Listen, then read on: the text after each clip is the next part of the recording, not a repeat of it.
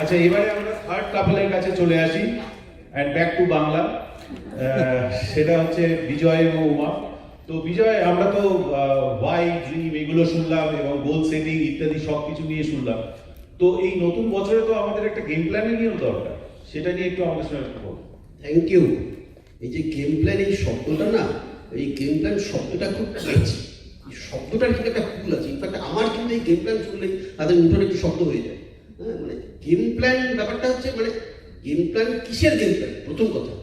এই কিসের game plan সেটা কে ঠিক করবে, কিসের গেম প্ল্যান সেটা আমি ঠিক করবো। আর গেম প্ল্যান মানে অ্যাকচুয়ালি জিনিসটা হচ্ছে কি নিয়ে কোথায় কবে যেতে চাই, কি নিয়ে মানে আমার হাতে কি আছে, সিলেবাস কি, আমার হাতে সিলেবাস 4 বেসিক 9 কোশ্চেন, ওর বাইরে কিন্তু কিছু নেই। যদি বললাম ওর বাইরে এক্সট্রা আরো কিছু 10 কোশ্চেন নেই, তাহলে আমার হাতের বিষয় হচ্ছে 4 বেসিক 9 কোশ্চেন, কি নিয়ে, এটা নিয়ে কোথায় যাব, কবে যাব। ফলে এই গেম প্ল্যানটা এটা আমাকে ঠিক করতে হবে। ফলে সেইটা, এটা আমাদের প্রত্যেকের আলাদা আলাদা সেটা হবে, কিন্তু সেটা কিভাবে হবে সেটা কিন্তু আপ্লাইনের কাছে। এবং সেই জন্যই আপ্লাইন কাউন্সিলিং, এবং সেই আপ্লাইন কাউন্সিলিং মানে একটা জিনিস দেখুন, সেই আপ্লাইনের কাছে আমরা যখন যাব তখন কিন্তু আপ্লাইন কিন্তু আমাকে সেটা টিউনিং করবে। আমার কোথায় লিমিটেশন, কি আমি পারি না, সেটা কিন্তু আমার আপ্লাইন ভালো জানে। ফলে আমি যে গেম প্ল্যান করবো, আমার যে সিলেবাস নিয়ে আমি কাজ করতে চাইছি, সেটা টিউনিংটা ওই প্রপার কাউন্সিলিং, আপ্লাইনের কাছে বসে সেই কাউন্সিলিং, এবং আপ্লাইন যখন আমাকে একটা অ্যাপ্রিসিয়েট করে যখন আমাকে একটা সাহস দেবে, যখন সেই সাহস দেবে, এই সব কিছু মিলিয়ে সেই কাউন্সিলিংয়ের কিন্তু সেই আমাদের এটা একটা প্যাকেজ। আমার নিজের চিন্তা এবং আপ্লাইনের দুটো একসঙ্গে মিলিয়ে গেম প্ল্যান কিন্তু জিনিসটা কিন্তু একটা ভীষণ বড় ট্রাস্ট নিয়ে আসতে পারে। এটা হচ্ছে প্রথম কথা। আর সেকেন্ড কথা হচ্ছে, যেটা আমাদের অসিতাবদা আমাদের হাতে যে কথাটা তুলে দিয়েছে, দেখুন গেম প্ল্যান হবে, আপ্লাইন টিউনিং করবে, আমরা ঠিক করব, কিন্তু কতগুলো কথা কিন্তু অমোঘ কথা। তার মধ্যে ফার্স্ট হচ্ছে অসিতাবদা যে কথাটা আমাদের কানে তুলে দিয়েছে, মানে যে কথাটা নিয়ে আমাদের মধ্যে একটা বিরাট মোমেন্টাম কাজ করছে, 100 and 1 journey। এই 100 1 journey, এটা কিন্তু গেম প্ল্যানের মধ্যে আমরা, মানে এটা একটা মাস্ট। একটা জিনিস ভালো করে খেয়াল করুন, সুভাষিসদা একটা সময় যেটা বলতো যে প্রতি মাসে একটা জয়েনিং, হ্যাঁ, আজকে একটা, কালকে নেক্সট মান্থে 2, 4, 8, 16, মনে পড়ছে? সুভাষিসদা দেখাতো 2, 4, 8, 16, 32, 64, 128, 8 মাসের মাথায় 120 করে করলে 10,000। এবার আমরা মনে মনে ভাবছি সুভাষিসদা দেখাচ্ছে 8 মাসে 120 যদি না হয় তাহলে 50 করে হলে তারপরে মাসে, যদি 20 করে হয় তাহলে তারপরে মাসে। অর্থাৎ দাঁড়িয়ে যাচ্ছে মাছ জাল ছিঁড়ে যাবে, মাছ কিন্তু পুকুর ছেড়ে যাবে, বুঝতে পারছেন? ফলে 100 1 জয়েনিংয়ের মধ্যে কিন্তু সেটা একটা বিরাট বড় অঙ্ক রয়েছে। ফলে সেইটা মাথায় রাখবে। আর তারপরের কথা, এই কথাটাও কিন্তু অসিতাবদারা তুলে দিয়েছে আমাদের মাথায়। দেখুন, পাপি পেট কা সওয়াল হ্যায়, আমার আপনার পেটে কেমন খিদে আছে, each one meet one each day.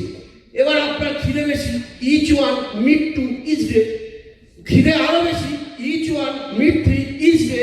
আপনার ইচ্ছা বাইকে চালাবেন, যাবেন, 4 গিয়ার ফেলবেন, বেরিয়ে যাবেন, each one meet 4 each day. কিভাবে আমি চিন্তা ভাবনা করছি। ফলে এইটা কিন্তু, মানে এগুলো কিন্তু আমরা যদি আমাদের মাথার মধ্যে সেট করি, তাহলে একটা বিরাট ব্যাপার হয়ে যায়। এবং এমন একটি প্রোগ্রামগুলো, যে লয়্যালটি প্রোগ্রাম, সেইগুলো কিন্তু আমাদের গেম প্ল্যানের মধ্যে কিন্তু সেই অ্যামওয়ে যেটা দিচ্ছে সেটাও আমাদের নিয়ে আসতে হবে। এবং আলটিমেটলি সব কিছু মিলে যেটা আমার যেটা মনে হয়, গেম প্ল্যানের লাস্টটা আমার যেটা মনে হয়, এটা আমার একেবারে কাজ আমাদের করতে হবে। এবং যদি if work doesn't work, then massive work will work. Thank you. তো বুঝতেই পারছি আমরা যে গেম প্ল্যান করাটা কতটা মানে জরুরি, এবং অ্যাজ লিডার্স, মানে এই যে কাউন্সিলিং এর কথাও বললো, তো আমরা মানে অলরেডি হয়তো করে ফেলেছি, না করলে এক্ষুনি গিয়ে বসবো আপ্লাইনের সঙ্গে। Make a plan, believe in the plan and work the plan, এটাই হচ্ছে বেসিক্স। এবারে আমি একটু উমার কাছে যাব। উমাকে আমার প্রশ্ন হচ্ছে, ধরো আমাদের মেয়েদের বিশেষ করে ফ্যামিলিটাও সামলাতে হয়, আবার বিজনেসের কাজগুলো করতে হয়। হ্যাঁ, এবার এই ফ্যামিলি বিজনেস দুটোর ব্যালেন্স করে করার গেম প্ল্যানটা তুমি কিভাবে করো? দেখো, সত্যি বিজয় খুব সুন্দর গেম প্ল্যান নিয়ে বললো। এবং সত্যি কথা, এই গেম প্ল্যানটাকে যদি আমাদের সঠিকভাবে সাকসেসফুল করতে হয়, তাহলে কিন্তু আমাদের বাড়ির পরিবেশটাকে তো ঠিক রাখতে হবে না, মানে বাড়িতে একটা পজিটিভ পরিবেশ তৈরি করতে হবে। তো সেই জন্য একটা সঠিক গেম, মানে হোম প্ল্যান আমাদের দরকার। তো আমি বলি, আমার শুরুটা, যে আমি যখন বিজনেসটা শুরু করেছিলাম, তখন কিন্তু আমি একদম পুরোপুরি হাউসওয়াইফ ছিলাম, এবং বাড়ির বেশিরভাগ কাজই কিন্তু আমাকে নিজের হাতেই করতে হতো এবং আমি জয়েন্ট ফ্যামিলিতে ছিলাম এবং বিজনেসটা শুরুর সময় আমার ছেলের বয়স ছিল 1 বছর 3 মাস, তাহলে পরিস্থিতি বুঝতেই পারছেন। তো সেই সময় কিন্তু ফিজিক্যালি আমাদের পুরো বাইরে বেরোতে হতো, পুরোটাই বাইরে বেরিয়ে মানে বলতে যাচ্ছি একটা প্রোডাক্ট আমি নিতে গেলেও আমাকে কোন্নগর থেকে কিন্তু কলকাতায় আসতে হতো, বোঝা যাচ্ছে। তো সেই সময় বাড়ির সকলের চাহিদাগুলোকে পূরণ করে সকলকে ঠিকমতো সার্ভ করে আমাকে বাইরে বেরোতে হবে, যাতে কেউ আমাকে এই কথাটা বলতে না পারে যে বিজনেসটা করতে গিয়ে আমি সংসারকে নেগলেক্ট করছি। তো এই জন্য বাড়ির প্রত্যেককে সাপোর্টটাকে কিন্তু অ্যাসিওর করবার জন্য আমাদের একটা মেয়েদের সঠিক গেম প্ল্যান, হোম প্ল্যান করা থাকা কিন্তু ভীষণ দরকার। তো এক্ষেত্রে আমার শুরুর দিকের একটু কথা বলি, যে বললাম যে বাচ্চা খুব ছোট ছিল, তো আমার যখন হাউস ওয়াইফ ছিলাম, তো আমি যখন প্রথম ওই কোন্নগর থেকে কলকাতায় 2-1টা মিটিংয়ে আসা শুরু করলাম, তো বাড়িতে যখন ফিরতাম এক হচ্ছে বেরোনোটা ভীষণ চ্যালেঞ্জ ছিল, ছেলে আমাকে ছাড়তেই চাইতো না। আর ফিরলে সবাই বলতো সারাদিন এত ছেলে কেঁদেছে যে ও কিন্তু শরীর খারাপ হয়ে যাবে। তো আমি একবার সুবাদিকে ফোন করে পরের দিন বললাম, 2-3টে মিটিং অ্যাটেন্ড করার পর, সুবাদি আমার পক্ষে না কলকাতায় গিয়ে মিটিং অ্যাটেন্ড করা কিন্তু সম্ভব হবে না, কারণ এইরকম আমার বাড়ির পরিস্থিতি। তো সেক্ষেত্রে তখন সুবাদি একটা খুব দামি কথা বলেছিল, তো সেখানে বলেছিল আচ্ছা বিজয় যখন বেরোয় তখন কি জিতু কাঁদে? আমি বললাম না। বললো তুমি তাহলে তোমাকেও এটা আস্তে আস্তে অভ্যাস করতে হবে। সেটাই শুরু, এবং সেই থেকে আজ পর্যন্ত একদিনও ছেলে মেয়েকে এক্সকিউজ আমি করিনি। এবং যত মানে এখানে আমার আপলাইন বসে আছে, টিমের অনেকেই বসে আছে, তারা জানে ছেলেমেয়ের পরীক্ষা বলো সে ICSE বা IISc, আর তাদের অন্য কোনো কারণে আমি কোনো মিটিং কোনোদিনও মিস করিনি। আর কিছুদিন আগের কথাই বলছি, তাহলে বুঝতে পারবেন। আমার মেয়ের জয়েন্ট এন্ট্রান্সের পরীক্ষা ছিল, তো সেদিন কলকাতায় আমাদের টিম মিট, তো আমরা দুজনেই যদি বেরিয়ে আসি তাহলে কিন্তু রিমাকে নিয়ে যাওয়ার কেউ নেই। তো সেক্ষেত্রে আমাকে কিন্তু বিজয় বলেছিল যে তুমি রিমাকে নিয়ে যাও, আজকে আমি একাই যাই। আমি শুধু জাস্ট আমার মেয়ের সাথে বললাম, সেই পরিবেশটা কিন্তু আগে থেকে আমি ছোটবেলা থেকে তৈরি করেছি এটা।